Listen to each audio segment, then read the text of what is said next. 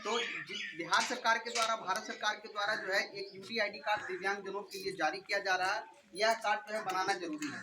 जब तक ये कार्ड आपका नहीं होगा तो आपको जो है सरकारी योजनाओं का लाभ नहीं मिलेगा। और इस कार्ड को बनाने के लिए कुछ करना नहीं होता है। आपके पास आधार कार्ड होना चाहिए और अपना दिव्यांगता प्रमाण पत्र होना चाहिए और एक फोटो होना चाहिए। यदि ये तमाम चीज़ें हैं तो आप जो है साइबर कैफे में जा करके, जैसे साइबर कैफे में जो फॉर्म भराता है ना, फॉर्म भराते हैं ना, जहाँ से साइबर जो बच्चे पढ़ते हैं उनको मालूम है कि फॉर्म जहाँ से भराता है वहाँ से ये साइबर कैफे में जाके ये आवेदन ऑनलाइन करवाना होता है। 50-60 रुपया लेता है और ऑनलाइन करवाने के बाद फिर आपकी जांच होती है। जांच मतलब जहाँ से आपका, जैसे आपका यहाँ पर जो हॉस्पिटल है, कहाँ प्राथमिक स्वास्थ्य केंद्र जहाँ होगा वहाँ पे आपका जांच होगा और जांच होने के बाद आपका दिव्यांगता प्रमाण पत्र बनेगा। और जब आपका दिव्यांगता प्रमाण पत्र बनेगा तो ये यूडीआईडी कार्ड के रूप में बनेगा। इसमें सारा डाटा इंक्लूड है। अब जब आपका यूडीआईडी कार्ड बन जाता है, जब आपका यूडीआईडी कार्ड बन जाएगा तो आपको सारी योजनाओं का लाभ मिलेगा। अब क्या क्या योजना है, तो सबसे पहले अभी आप देख रहे हैं कि योजना में 1 नंबर की बात करें तो सबसे पहले आपको मिलने वाला है पेंशन। सबसे पहले क्या मिलने वाला है? पेंशन। तो पेंशन अभी दिव्यांगों को मिलता है 400, विधवा माताओं बहनों को मिलता है कितना? 400।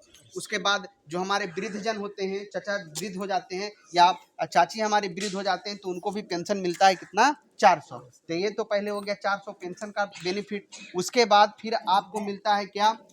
प्रधानमंत्री आवास योजना का भी लाभ मिलता है। प्रधानमंत्री आवास योजना का भी क्या मिलता है? लाभ मिलता है। मतलब मान के चलिए कि इस सुमका गांव में 100 को कॉलोनी मिलना है तो 100 कॉलोनी में 5 कॉलोनी दिव्यांगजनों को मिलना है। इसकी जानकारी आपको रखनी है। मतलब 5 कॉलोनी किसको मिलना है? जो हमारे दिव्यांग भाई लोग हैं उनको मिलेगा। तो ये तो हो गया योजना की बात, आवास योजना की बात। आप करते हैं अंत्योदय योजना। अंत्योदय योजना मतलब जैसे अभी आप देख रहे हैं कि ग्रामीण परिवेश में आप लोग जितने माता बहने हैं आपके घर में पर व्यक्ति 5 किलो अनाज मिलता है। कितना किलो अनाज मिलता है? 5 किलो अनाज मिलता है।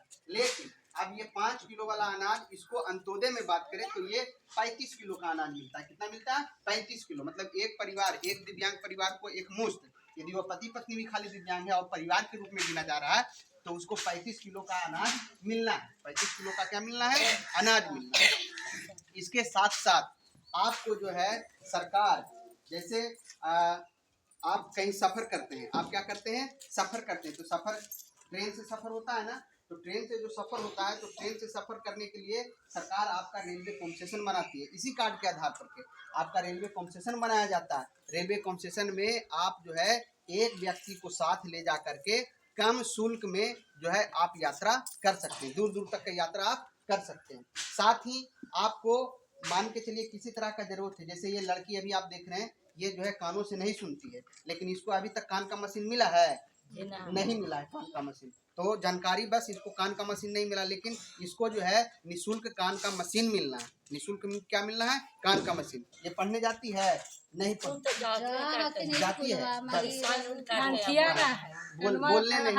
बोलने नहीं आता। लेकिन आपको बता दें कि कस्तूरबा गांधी विद्यालय में जो बच्चा सुनने वाला नहीं है, बोलने वाला नहीं है, उन तमाम लड़कियों को वहाँ रखा जाता है और वहाँ पे निःशुल्क जो है कपड़ा लत्ता किताब कॉपी के सब कुछ इसको फ्री में मिलने वाला है। तो वहाँ भी आप इसका एडमिशन करवाइएगा तो ये तमाम चीज़ें इसको क्या करेंगे? फ्री में सरकार देगी। साथ ही कान का मशीन हो गया। अब जैसे मान के चलिए कोई दिव्यांग है, उनको चलने में लाचार हैं, तो उसके लिए तिपहिया साइकिल का दे देता है सरकार, या मोटराइज साइकिल दे देता है जिसमें बैटरी लगा हुआ था, एक्सीलेटर दीजिए, बैठ के अपना कहीं भी।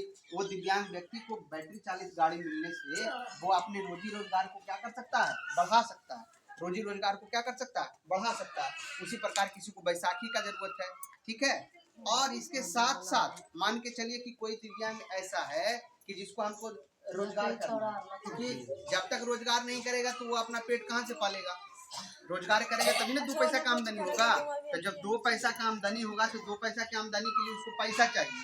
तो पैसा लोन में, जीविका आप लोग जानते करते होंगे, चाची लोग आप लोग जानते हैं, जीविका से जुड़े होंगे तो वहाँ जीविका से कुछ पैसा मिलता है। आदमी छोटा मोटा बिजनेस करता है, धीरे धीरे बिजनेस को बढ़ाता है। उसी प्रकार से दिव्यांग लोग के लिए समूह बनाया गया है। 5 दिव्यांग को जोड़ करके और उसका एगो समूह बना दिया जाता है और समूह बना करके उस समूह में जो है लोन दिया जाता है दिव्यांगों को, और वो दिव्यांग जो है लोन के माध्यम से आप अपना जीविकोपार्जन करते हैं। तो वो तमाम चीज है। इसके साथ साथ और भी जो बच्चा दिव्यांग पढ़ रहा है उसको छात्रवृत्ति मिलना है, उसको मदद करने के लिए कोई यदि व्यक्ति है, जैसे मान के चलिए कि कोई दिव्यांग व्यक्ति को मदद कर रहा है तो उसको जो मदद कर रहा है उसको भी सरकार पैसा देती है 300 रुपया पर डे के हिसाब से। लास्ट में उसको पर महीना 3000 मिलता है। कहा कि कोई दिव्यांग ज्यादा लाचार हो गया, सेरेब्रल पाल्सी का लार उड़ चलते रहता है, हल्का थोड़ा सा मानसिक रूप से दिव्यांग है, तो उस सबको भी सरकार जो मदद करता है उसको भी सरकार 3000 रुपया पर महीना के हिसाब से देता है। आप देखिए एक बढ़िया चल रहा है बिहार में एक योजना की, मान के चलिए कोई व्यक्ति दिव्यांग है, कोई विधवा है और उनका बच्चा छोटा छोटा है, उनका बच्चा क्या है, छोटा छोटा है, तो छोटा छोटा है तो उस स्थिति में क्या होता है कि अब उनका मालिक गुजर गए या दिव्यांग है, कमाने में लाचार है, तो सरकार उसके लिए 4000 रुपया जो है मुख्यमंत्री स्पॉन्सरशिप योजना के तहत सरकार उसको ये राशि देता है।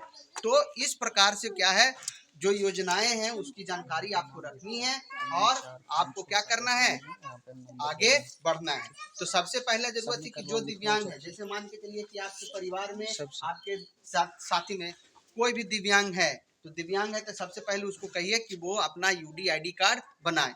यूडीआईडी कार्ड बन जाएगा तभी ही उसको क्या करे, मिलेगा, योजनाओं का लाभ मिलेगा। अब ये यूडीआईडी कार्ड जो है बनने से आप सारी योजनाओं का लाभ ले सकते हैं। ठीक है, तो अब जो है हम एक एक समस्या पर बात करेंगे। विकलांग का है। हाँ, अब बोलिए। ओनली फॉर विकलांग। हाँ, ओनली फॉर दिव्यांग। हाँ हाँ, तो अब आप लोग